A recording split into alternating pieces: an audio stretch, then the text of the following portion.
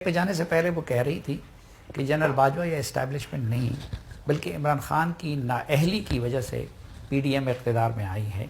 تو میرا سوال یہ ہے کہ گن تھا، معیشت تباہ تھی، اس سب کچھ کے باوجود اس گن کے ٹوکرے کو آپ لوگوں نے یا پی ڈی ایم نے اپنے سر کیوں لیا اور اس کے لیے اپنے مسلم لیگ نون کے ووٹ کو عزت دو کا بیانیہ کیوں دفن کیا؟ ووٹ کو عزت دو کا بیانیہ دفن ہو نہیں سکتا. اسی میں پاکستان کا جو فیوچر ہے وہی ہے، اسی میں جمہوریت کا فیوچر ہے. وہ آج کل بھی ہمارا نعرہ تھا، ہر سیاسی جماعت کا ہونا چاہیے، آج بھی ہمارا نعرہ ہے اور کل بھی ہمارا یہی نعرہ ہوگا. جہاں تک آپ نے بات کی کہ جس شخص نے گن ڈالا آپ نے اس کا گند کیوں سر لیا، بات یہ ہے کہ جو آج گند صاف کر رہا ہے اس سے زیادہ کڑا سوال جو ہے اس سے ہونا چاہیے، احتساب کے کٹہرے میں اس کو کھڑا کرنا چاہیے جس نے یہ گند ڈالا، نہ کہ گند صاف کرنے کی کوشش کرنے والوں کو. بات یہ ہے کہ یہ صرف ان کی کوئی ذاتی جاگیر نہیں تھی، یہ کوئی بنی گالا کا 300 کنال کا محل نہیں تھا، یہ زمان پاک کا بنکر نہیں تھا، یہ 22 کروڑ جیتے جاگتے عوام کا ملک تھا جس کے ساتھ انہوں نے اتنا، میں جس کو تباہی کے دھانے پہ لا کے کھڑا کر دیا. تو اگر ہم بھی یہ سوچتے، اگر پولیٹیکل فائدہ اپنا دیکھتے کہ جی ہم نے تو الیکشن جیتنا ہے، بات یہ نہیں ہے. بات یہ ہے کہ مسلم لیگ نون کو درد ہے اس ملک کا، تکلیف ہے. ہر بار 3 دفعہ نواز شریف صاحب پرائم منسٹر بنے، تاریخ گواہ ہے، پاکستان کے عوام گواہ ہیں کہ نوز ڈائیو کرتا ہوا پاکستان دوسروں کی نالائکیوں اور نااہلیوں سے جب نواز شریف صاحب کو تباہ حال پاکستان ملا تو ان کے چند سالوں میں وہ پھر ٹیک آف کر گیا. اس کے بہت سارے انڈیکیٹرز ہیں جو میں آپ کو ابھی بیٹھ کے گنوا سکتی ہوں. نہیں وہ انڈیکیٹر مجھے یاد ہے جی، لیکن وہ انڈیکیٹرز کو اچھی طرف لے جاتے. اب جب کہ پی ڈی ایم کی حکومت آ گئی تو انفلیشن کے انڈیکیٹرز، مہنگائی، غربت، بے روزگاری، یہ سارے انڈیکیٹرز وہ عمران خان کی حکومت سے بھی زیادہ بدتر ہو گئے. ڈالر کا قد وہ ڈار صاحب کے قد سے بھی زیادہ بلند ہو گیا.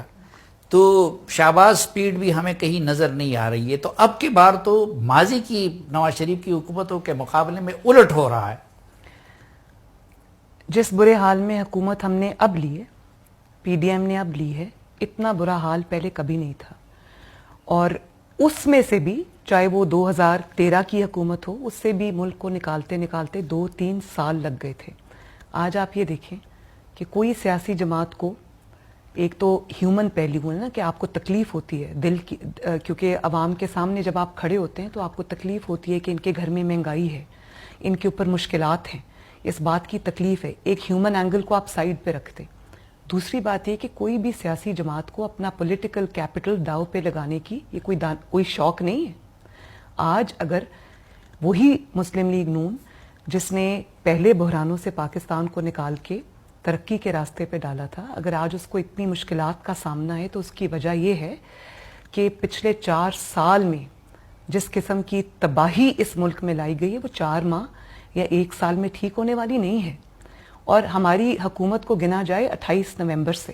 28 نومبر 2022 میں ہماری حکومت آئی تھی. کیوں؟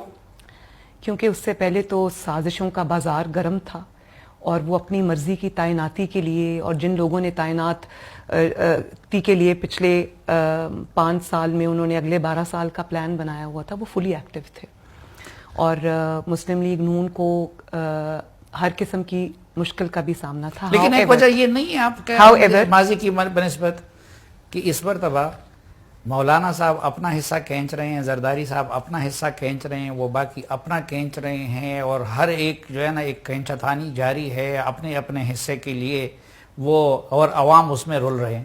نہیں، ایسا نہیں ہے. اس بات میں کوئی شک نہیں ہے کہ جو آپ کی ایک حکومت ہوتی ہے جس کے اندر باقی پارٹیز بھی شامل ہوتی ہیں تو اس میں ظاہر ہے مشکلات کا سامنا کرنا پڑتا ہے، اس میں سب کو آپ کو ساتھ لے کے چلنا پڑتا ہے. ملٹی پارٹی حکومت ہے. لیکن یہ چیز سمجھنے کی ہے کہ جو IMF का मुआहदा आज हमें ऑनर करना पड़ रहा है, जिसकी पाबंदी हमें करनी पड़ रही है, जिसकी शराइत को आज हमें मानना पड़ रहा है, जिसकी वजह से महंगाई हो रही है, उसका इल्ज़ाम मुस्लिम लीग नून की हुकूमत में नहीं आ सकता। ये मुआहदा मुस्लिम लीग नून ने नहीं किया, ये मुआहदा इमरान खान ने किया था। और उस वक्त इनके वज़रा ये कहते थे कि पेट्रोल 300 पे जाएगा, डॉलर 300 को भी क्रॉस करेगा, और जो हमारी मजबूरी है, अवाम चीनी के दाने कम कर दें, अवाम 2 रोटी की बजाय 1 रोटी खा लें।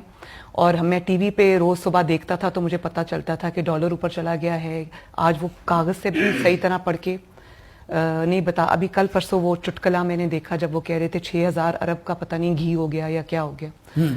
तो जिस शख्स को ये पता नहीं है कि घी कितने रुपए किलो बिकता है, टमाटर कितने रुपए किलो बिकते हैं, अवाम के ऊपर क्या मुसीबत है, जो क्या कहा करता था कि मुझे टीवी से पता चलता है, उन लोगों ने जो IMF के हवाले मुल्क किया, गिरवी रखा, जिस किस्म की शराइत उनकी मानी, नाअहली से मुल्क का ये हाल कर दिया कि मुल्क एक एक पैसे को तरस गया, और अपने जो दोस्त ममालिक थे उनको अपनी ना आकबत अंदेशी से, अपनी नाअहली से नाराज़ कर दिया।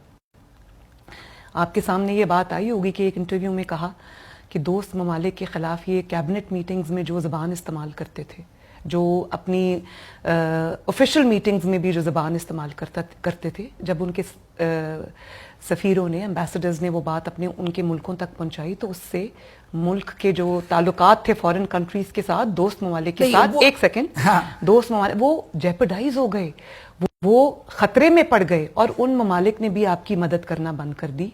आपको IMF के ऊपर इत्तफाक करना पड़ा, उनकी हर शर्त आपको माननी पड़ी, और वो शर्त जो है, और जाते जाते जब आपको लगा कि आपकी हुकूमत जा रही है, आप उस मुआहदे को फाड़ के फेंक गए। एक मिनट, उसकी वजह यह है कि मैं जा रहा हूं, मेंटालिटी आप देखें, मैं जा रहा हूं, मैं ये कीमतें गिरा के जा रहा हूं, IMF के मुआहदा जो मैंने खुद किया है उसको फ्लाउट करके जा रहा हूं, उसको फाड़ के जा रहा हूं। अब भुगतेगी तो अवाम भुगतेगी या आने वाली गवर्नमेंट भुगतेगी। नहीं, ये एक क्रिमिनल मेंटालिटी है, गलत बात है, जिसको वाकई आज अवाम भुगत रही है।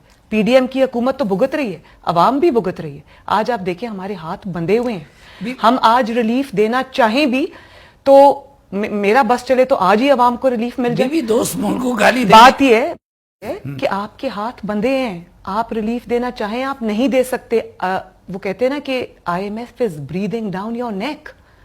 आप ना फ्लाउट कर सकते हैं, और अगर उस मुआहदे की खिलाफ वर्जी करेंगे तो मुल्क डिफॉल्ट होगा, क्योंकि श्रीलंका बनाने वाले और श्रीलंका बनाने के ख्वाब देखने वाले अभी भी बैठे हैं।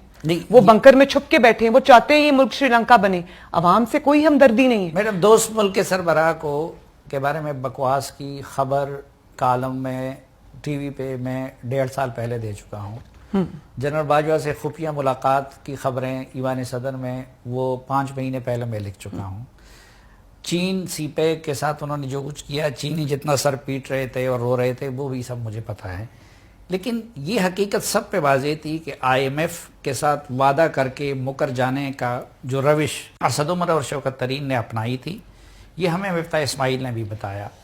अब आप लोगों के तो दिमाग भी ठीक हैं, आप लोगों का तो तजर्बा भी है, तो आप नहीं समझते कि डार साहब ने आके उसी सुन्नत शौकत तरीन को